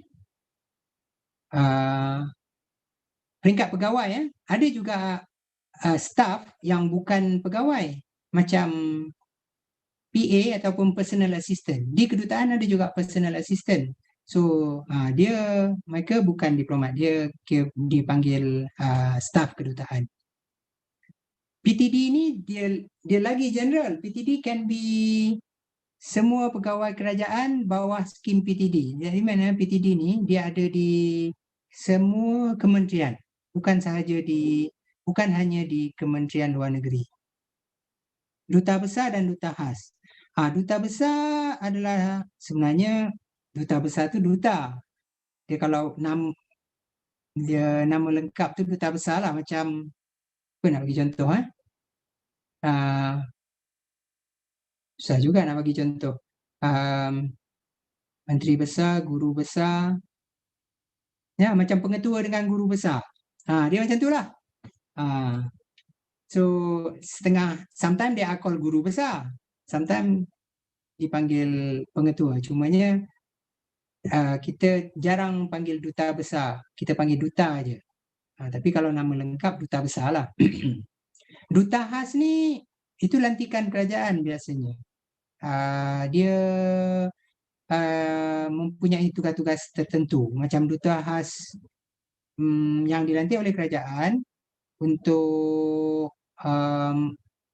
merapatkan hubungan, untuk melaksanakan tugas-tugas yang khas merapatkan hubungan Malaysia dengan China dari segi ekonomi contohnya, ekonomi dan perdagangan. Antara contoh duta khas adalah itulah, kalau pernah dengar Tuan Guru Datuk Seri Hadi Awang. Datuk Seri Hadi Awang duta khas yang dilantik oleh kerajaan sekarang untuk merapatkan hubungan dengan negara-negara Arab, ya. Okey, soalan dari Tengku Anissa. Agreed with Dr. Beda, are there any qualities or knowledge we need to become diplomat? Macam saya kata tadi lah, extrovert, talkative, can make joke, boleh, can sing, can play certain games. For example, political science or law. Law will be, knowledge in law will be good. Political science also, tapi still dia general. When you work as a diplomat, you can be a protocol officer. Protocol officer dia adalah sikit-sikit menggunakan knowledge on law. Kalau if you are based in bahagian kewangan, you deal with financial matters. If you are based in bahagian pentadbiran, you are deal with administration matters. Yeah, when you are posted in the embassy, you do everything. Financial, administration, human resource, because in the embassy, the number of officers is few. Macam in Cambodia, we only have about, in our Malaysian embassy in Cambodia, duta, second man, deputy duta lah, deputy ambassador, and then third man, fourth, about 6 officers. About 6 officers saja. So there will be one officer yang have to do financial, have to do admin, have to do human resource, macam miscellaneous tasks. Okay, I try to answer as many as possible question. Daripada Mariam, what qualification that we need to apply as PTD? General, macam saya punya, which I informed just now. General degree, any degree would do. Any degree would do. Law, even Syariah pun ada. Engineering, ada yang kalau tak silap apa aero angkasa, yang something about, they learn about aeronautical degree in aeronautics macam tu. What courses? Okay, dah jawab. Soalan dari Wan Nur Arfa, like, do we need to learn international relation? Yes, tapi it's not a compulsory subject. So ada major, you macam I dulu major in mathematics and English. So I can join Wisma Putra. So any one of you, kalaulah you major in mathematics, you major in physics, you major in biology, you can apply to work in Wisma Putra and later as diplomats when posted to other countries. Dari Nurul Eza, did the diplomats encounter any conflict with the state? Of course, yes. Macam North Korea tadi, yang contoh North Korea, conflict with the state in Ukraine. In Ukraine so far kita tak ada masalah.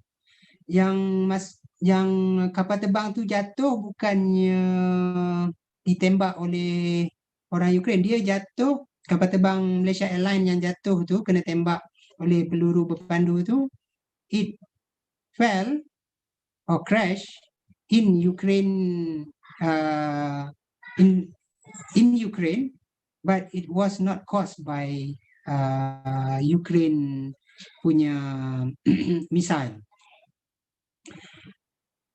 Next, can you give some advice for us daripada Adli Irfan, can you give some advice for us who eager to be diplomat in future? What are the challenges?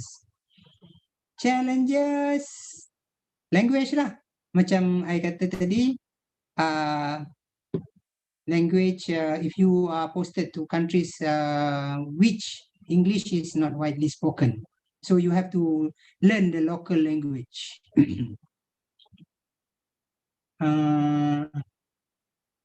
How about competition with other candidates? Competition, what I know is very stiff now, especially now, because peluang, the opportunity to work in private sector is not as big as before.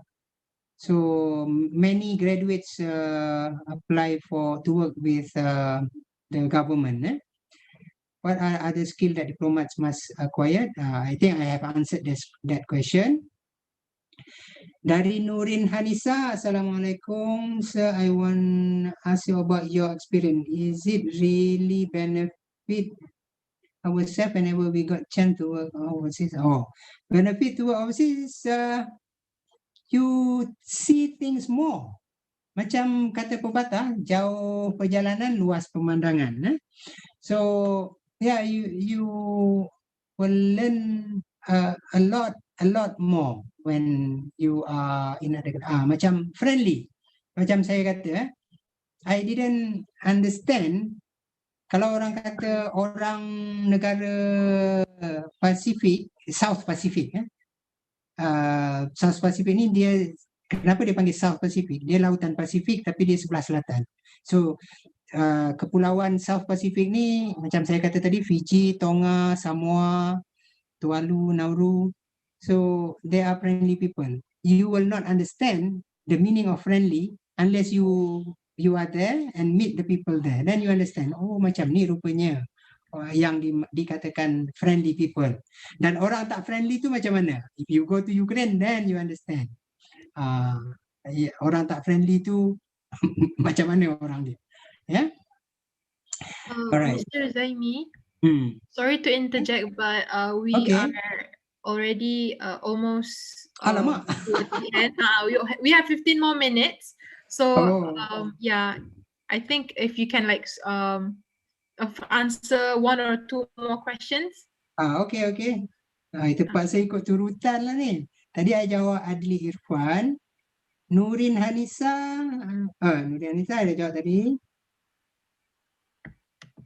Akmal Ramlan, as different countries has their own non-verbal communication, has there been any kind of misunderstanding during discussion or talk with the foreign people? Yes, but normally we put it in writing. Yeah.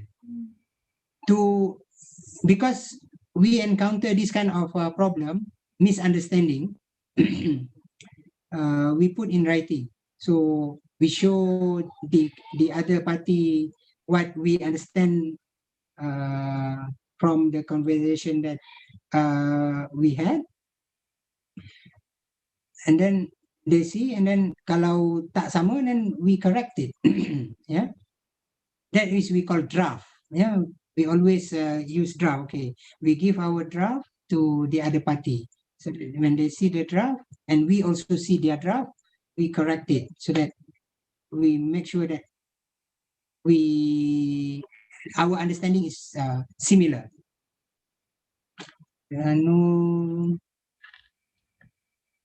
One Nur Arfa, when dealing with certain conflict while working in those specific areas, how do you stay collected?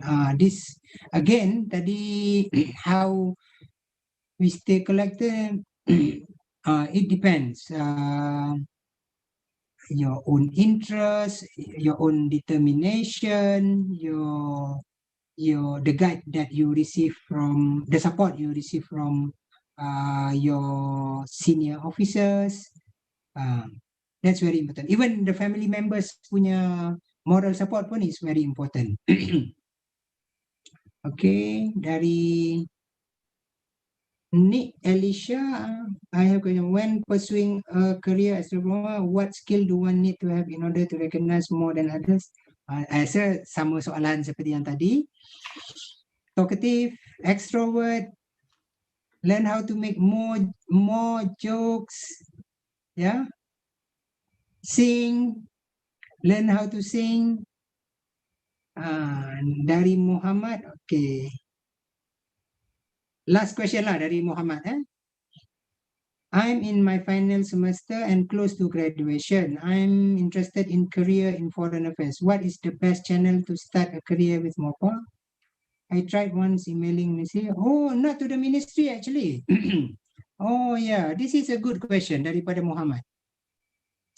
To apply to be a diplomat, to work as a diplomat, not to the Ministry of Foreign Affairs, to SPA. Pernah dengar tak SPA? Suruhanjaya Perkhidmatan Awam. Ini apply online. So apply to SPA, then they will call for interview. If successful, yalah, saya cakap ni macam ringkas. There will be actually test, interview. If you are successful, you will be sent to Intan for training. Intan, Institut Tabiran Awam Negara di Bukit Kiara, KL. After you finish the course in Intan, it is compulsory course for every PTD yang appointed by the government, JPA. Yang melantik JPA, yang interview SPA, Suruhanjaya Perkhidmatan Awam. So after that, after the training, then you will be selected based on your the training punya because when you are trained in Intan, you will be observed your interest, your strength. If suitable, then they will send you to Intan. Depend also on your application lah. After at the end of the training in Intan, they will JPA will give you the ministry that you wish to join. For those who want to work as diplomat, they have to choose Kementerian Luar Negeri lah. Okay, so not to Kementerian Luar Negeri ya, Muhammad. I hope I answer your question. So I berhenti setakat itu dulu. Kalau soalan lain maybe tak tahulah, kita have another session lah kot. No, we will email you the questions. Nanti kita orang akan update. Tapi actually we still have about like 10 minutes if you want to. Nak pilih ke, you're okay ke. Sebab ada something yang I think yang macam interesting ini, yang since we are in pandemic for this long period of time, may I know how the environment or way of working for the diplomats have changed? Very difficult. Very difficult because semua meeting online. Macam what we are having now. Just imagine, you want to, okay, kita meeting ni, okay, satu lagi I wish to inform you all, the main or most of the time, diplomats kerja dia attend meeting. Why? Because we want to reach a decision. When we deal with other people of other countries, officers of other countries, of course, to meet and or more than one objectives lah kan. For example, isu environment, isu jerebu dengan Indonesia. So kita nak selesaikan masalah jerebu, bukan nak selesaikan masalah jerebu, nak kurangkan masalah jerebu yang we face that come from Sumatra. We have meeting, our officers, Malaysian officers, have to meet the officers from Indonesia to find solution. So when we meet, if I ask you, if we meet online like this, compared to if we meet face to face, mana lebih efektif? Of course, face-to-face lebih efektif kan? So that's the challenge now. So all the meetings now, most of the meeting lah at the moment dah kurang sikit. Because selepas vaksin adalah certain meeting yang boleh buat face-to-face dah.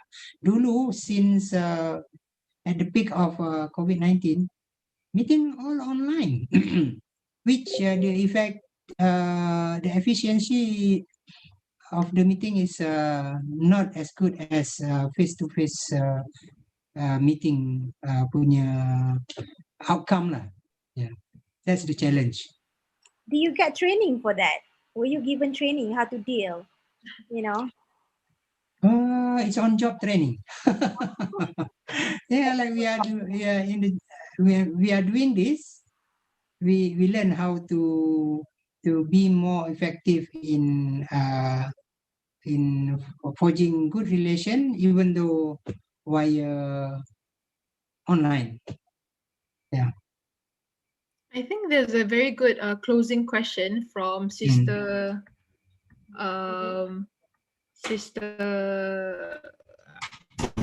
about values. Values daripada siapa? Sorry yang saya tak dapat jawab. Saya minta maaf lah, saya tak sempat. Nur Sabiha Ruslan. Nur Syabiha. Yeah, but from mana soalan dia? Nur Syabiha. Dia ada chat kolom ke? Chat kolom. Tak apa, Atin. Okay, apa soalan dia tadi? So, having lived in different countries in the world, I think you have see a lot of values. So, is there any tips or values that you have in mind that you could give to us as something we should carry in life? What is the one value that you see that needs to be in a student, or just macam mana? A particular value or tips that you could give to us as something we should carry in our life? I think respect other people's culture, respect other people's religion, respect and understanding their culture lah. For example, macam the example I give just now. Satu lagi strong example which I share with you is in Ukraine, friendliness is normally shown by drinking vodka. Vodka kan alcoholic drink. Alcoholic drink ni dulu, when I was in Ukraine, I tak tahu, I thought vodka ni dia macam plain water. Jadi I have plain water with me. Dia macam ni, plain water. So tapi dia dalam gelas kecil lah. So I masa tu tak tahu. Never seen vodka before. So for people in Ukraine, for example, katalah I come to Mr. Dimitri, nama orang tu Dimitri. He invited me to his house. In Ukraine, if you are invited to someone's house, that means you are really, really close. Kan Ukrainian is not a friendly people. They are not friendly people. If they invite you, so happen that they are close to you, they invite you to their house. When you come in, the first thing they give is vodka tu, yang dalam small glass to drink. So that kind of thing. So tadilah yang your question tadi, what value that we should have. So value, we have to respect them. So even though kita tak boleh, so I terpaksa berlakon. I mean, I take that glass, dia vodka ni dia kecil je. You put in your mouth macam you drink. So terpaksa berlakon lah. Macam tu. Itu untuk jaga hati dia.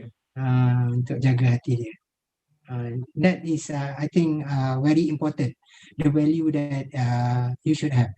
Understanding of their culture, their religion, their satu lagi dia problem. I give you one more example. When I was in Fiji, the diplomats are used to be invited to attend function kenduri macam kenduri kahwin, jamuan. In Fiji, this is very difficult. Dia orang makan dengan tangan macam kita kan, makan, they don't use in the village lah. If you are invited to the remote places or in the village, they will serve rice, tapi makan dengan tangan, tapi tak basuh. You just imagine, you makan guna tangan, tapi they don't give any clean water for you to wash your hand. So, terpaksa lah. Like handkerchief ke, serviette ke, no? Nothing. Untuk makan, in certain cases, tak ada. In certain cases, kalau kat bandar, dia ada juga bagi. Tapi kalau kat kampung, tak ada. So, macam pelik, tapi that's reality. Dia tahu lepas makan, yang kalau orang kampung, dia lap lah tangan dia dekat pokok, dekat daun. Sangat organik. Tapi itu di tempat-tempat yang country macam Fiji lah. Tonga pun sama. Tonga ni orang dia macam Melayu tau. Macam kita. Dia punya kulit sawo matang, macam I lah. Macam saya kan. You boleh Google dekat Google image tengok Tongan. Rupa dia macam mana? Macam Melayu.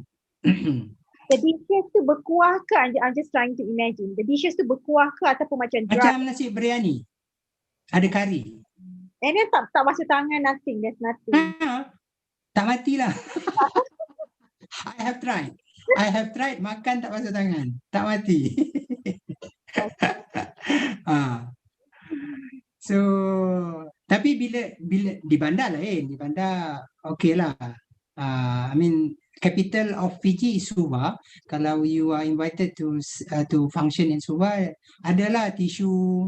In fact, fork and spoon pun ada. Tapi in certain houses or host, dia tak ada. Tak ada. Satu lagi lah yang di Ukraine juga. Ukraine banyak masalah kepada yang Muslim lah. Satu lagi Ukraine, selain daripada vodka, adalah roti. Dia kan makanan utama dia roti. Ukraine ni, satu lagi kalau dia really respect us, dia akan masak bake special roti. Roti ni so special. Dan dia lebih special bila dia salut dengan lemak daripada lemak babi. Aduh, itu lagi lagi susah. Kan? Pada dia, that is the very special food ataupun preparation dia prepare for us. Because they really respect, highly, look at us highly. Lagi susah kita nak buat macam mana? Aduh. Itu I terpaksa lah kata, I'm very sorry. That is the challenge lah. Answer the question yang you kata tadi. Apakah challenge? Yeah. So I apologize for we are at 10:33 already. due to time constraint, we have to end the session today. But thank you so much, Mr. Zaimi, for your time with us today. Despite being very busy at work and all, but you still have you spared some time for us.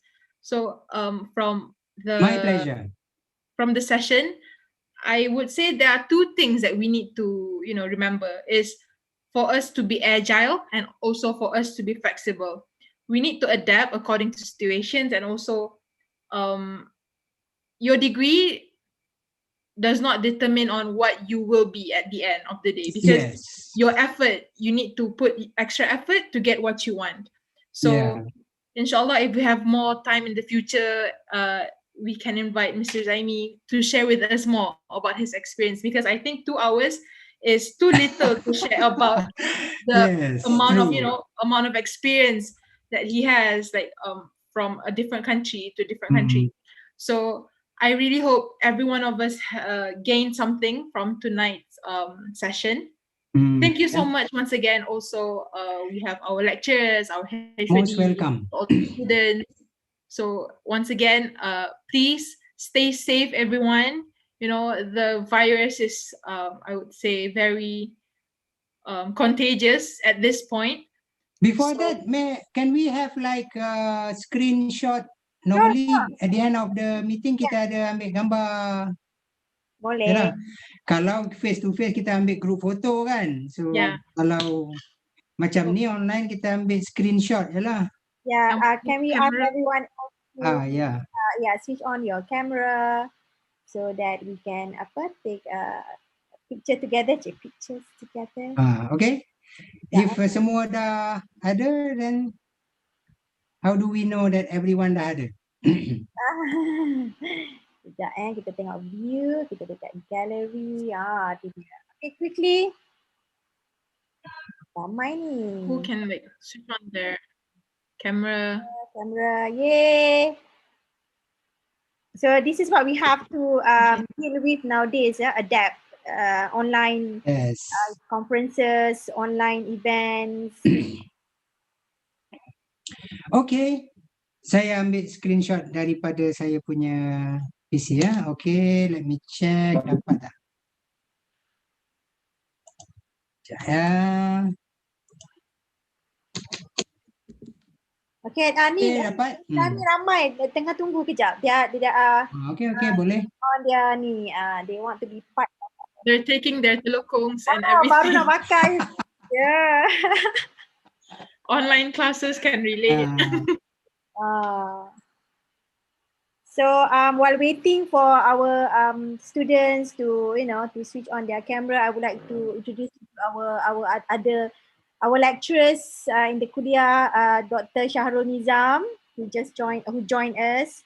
Thank you. I think we have Dr. Shahrul. Dr. Afiza. Yeah, Dr. Afiza, where are you? I think she was here. Can't find her. Yeah. Okay, so basically, we have 10 lecturers in our department teaching English teaching English for international communication. So that's why I think some of our students are interested to become the next, diplomatic officers. And then we know they have the talents, but then we appreciate that you are sharing with us. Besides your degree, besides being paper smart, you need to be, street smart as well. As you said, kena pandai buat joke to people, kena pandai karaoke. And then pick up golf after COVID lah kan. Pick up golf. So meaning that people skills tu mesti ada. Because you are dealing with people and cultures. And you said toleration, respect, and then you need to be flexible. Like for example, like when people give you something and it's against your faith kan, what do you need to do? Yeah, so you have to be smart, meaning that saving yourself as well as not offending other people. I think that's important. Yes, betul. Dia bukan glamour saja, there are so many things involved, right? Satu lagi, saya okeylah, sementara tunggu yang siapa nak pakai tudung ke apa kan. Satu lagi, ada juga yang bosan, bukannya semua semuanya flowery, semuanya seronok ataupun indah lah. Okay, attending function. Attending function, bila dah jadi terlalu rutin, dia akan sangat membosankan. Macam ni lah, kalau kenduri kahwin kan, kalaulah tiap-tiap weekend ada jemputan kahwin, kita pun bila kita terima jemputan tu, alamak. So begitu juga dengan kehidupan ataupun kerja sebagai diplomat. There will be a lot of invitation that you have to attend when working as diplomats.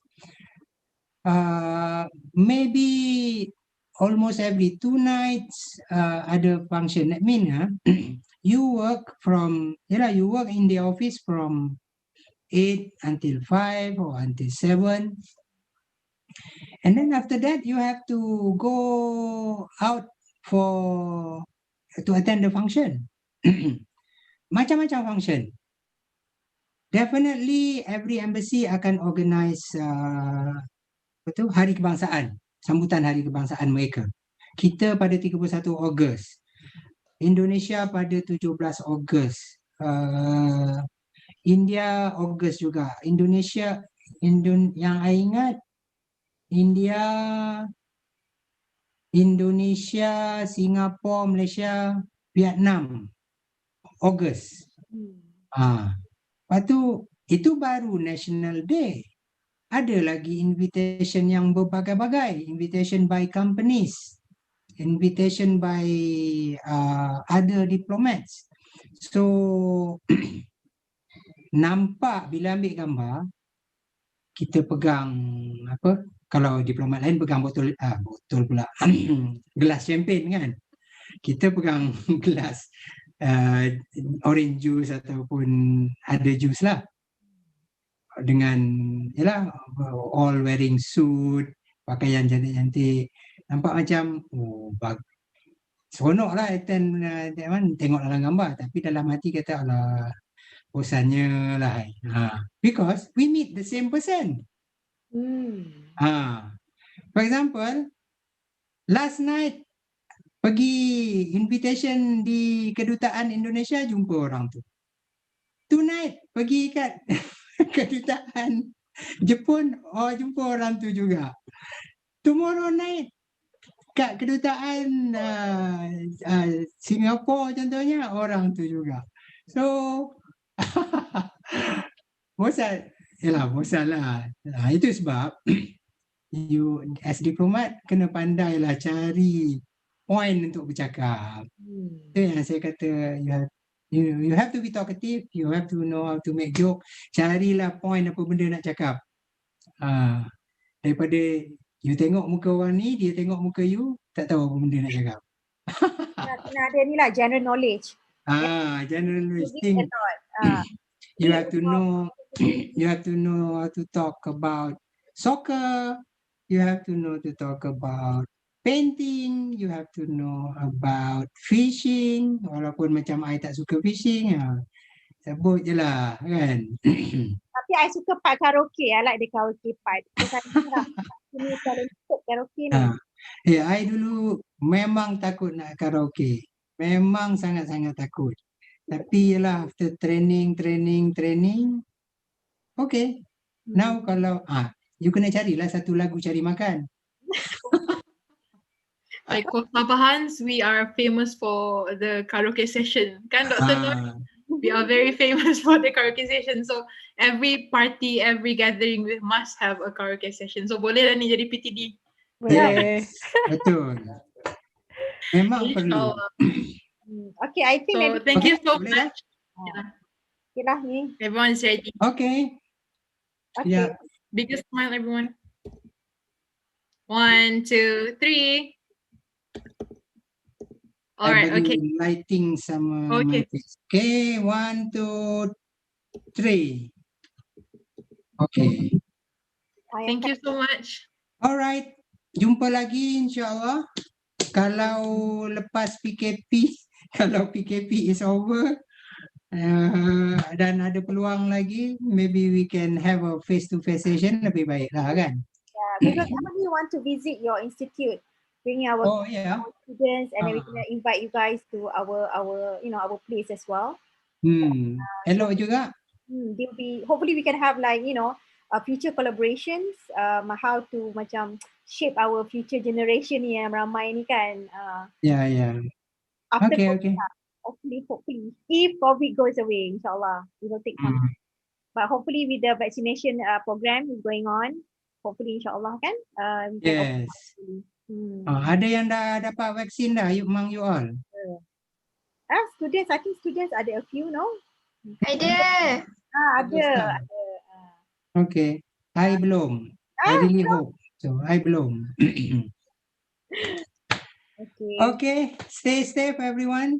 Thank you, Mr. Rizaimi. You're welcome. Thank you again. Thank you, everybody. Thank you, my HOD. Thank you, my colleagues. Thank you, my dear students, UIA and also outside UIA. Thank you for joining us tonight and making it, a beneficial session for everybody.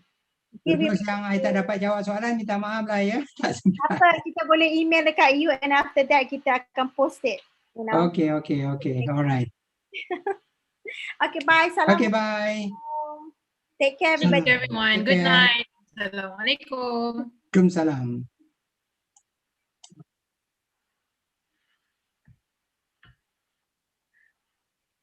Okay, I tak tahu nak buat apa lepas ni dekat dia tu.